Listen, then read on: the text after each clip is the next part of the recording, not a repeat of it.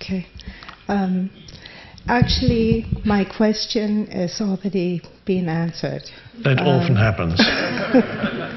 And I think one day we're all going to come here, and once we're all in presence, we won't have any questions for you. That's true. That would be wonderful. And you're going to be out of business. Yes. Yes, that would be wonderful. So, actually, my question was, could you elaborate on ego versus healthy self-esteem? Ah, yes. Okay.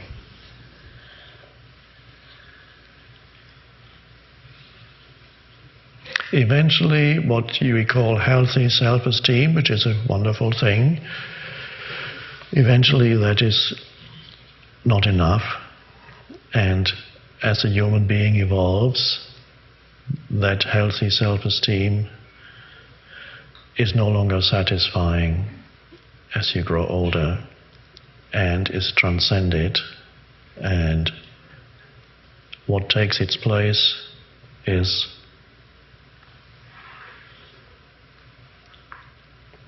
healthy, no-hyphen self-esteem.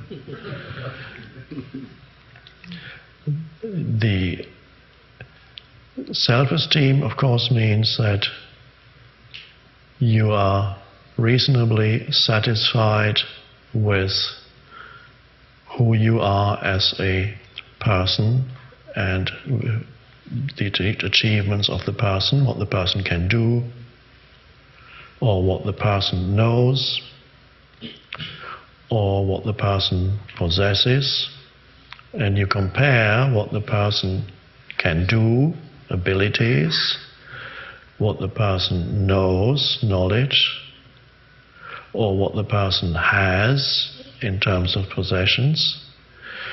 You compare that with others, and you come out favorably.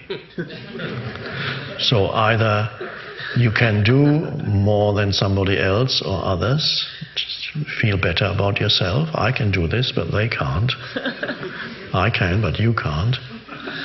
Or you have more knowledge. Did you know that this in such and such is such and such a case? You didn't know that? Well, let me tell you.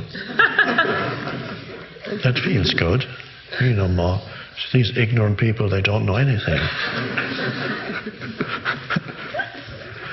Or you have more. How many bedrooms does your house have? 4? Well, we have 11.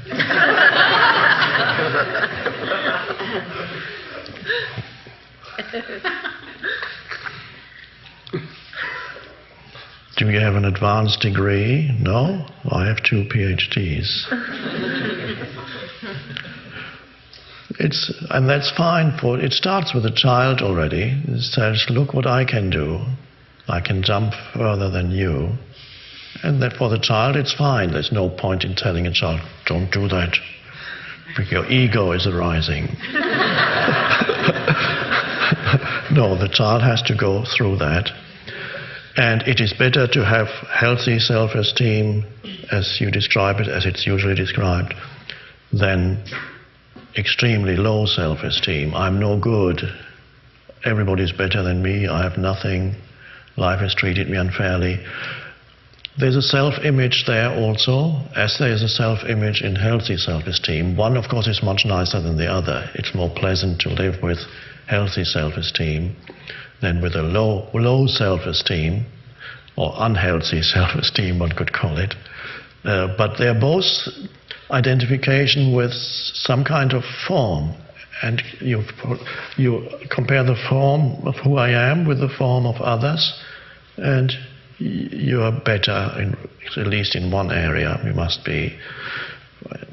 And that's satisfying, but you're trapped in form, and you're depending on, for your sense of value or worthiness, you're depending on, ultimately, to put it bluntly, others who have less or know less or can do less than you.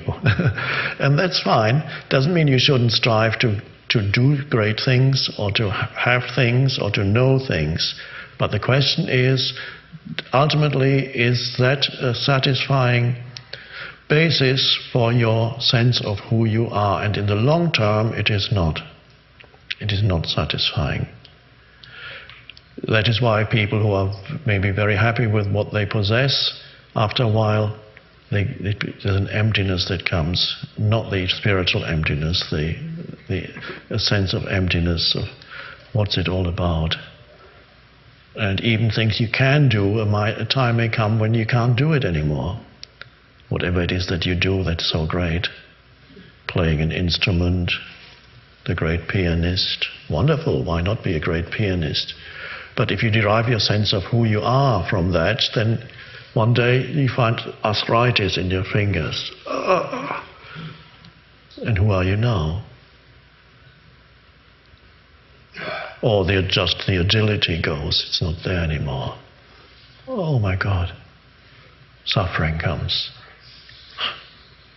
Or you invent the greatest new computer, some computer, I don't know the expressions, but program or whatever it is, and everybody says this is the greatest ever, but 3 years later or 2 years these things happen very quickly. Somebody else comes with it, makes yours obsolete, and then you have no new ideas, and there you sit completely devastated because you got from somebody great, you've become nobody. But it was all illusion. Because you derived your sense of who you are from something in the world of form, which is fleeting, not reliable, not solid, dreamlike. And so, the true self-esteem comes from not identifying with form. Now, whether we even want to call that self-esteem, I don't know. The true sense of worthiness and of power, true power, comes when you realize the formless in yourself, that dimension, and that all power comes from that. But it's not, it goes far beyond the person that you are. And then you are rooted in the formless, so to speak, or you are it, and that there's enormous sense of worthiness in there, but it's not comparative. It's not more than. You see the same worthiness in everyone, even if they don't know it for themselves yet.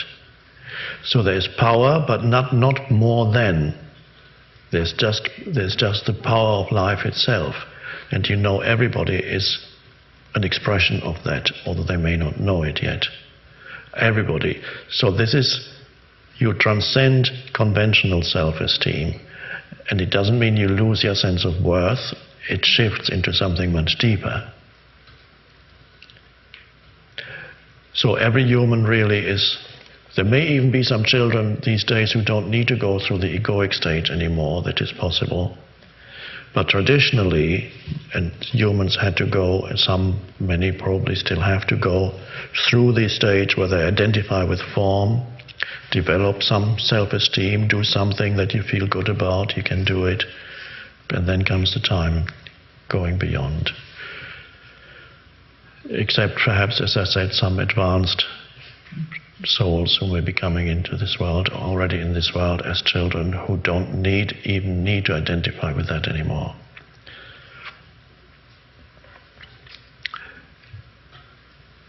A question that comes from there also is, if a person has low self-esteem, in other words, a mental image of not good enough, then does that person have to go through the stage of healthy self-esteem before they can transcend it altogether? I don't know. I haven't tried it enough with enough people.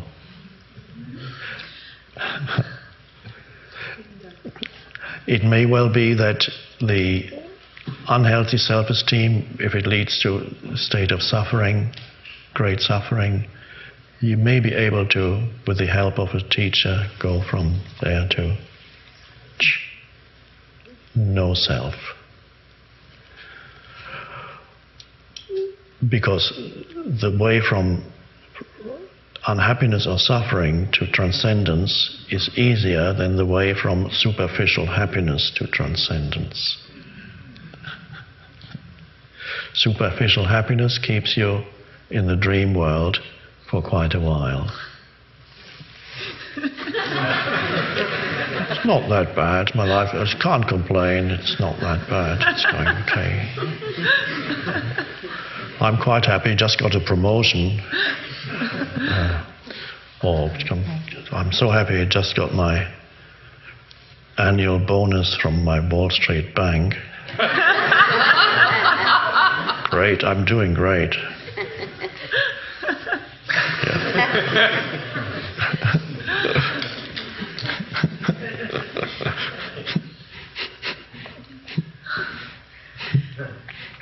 So from there, the transcendence is not directly from Wall Street, probably not. But if you go from Wall Street to prison, then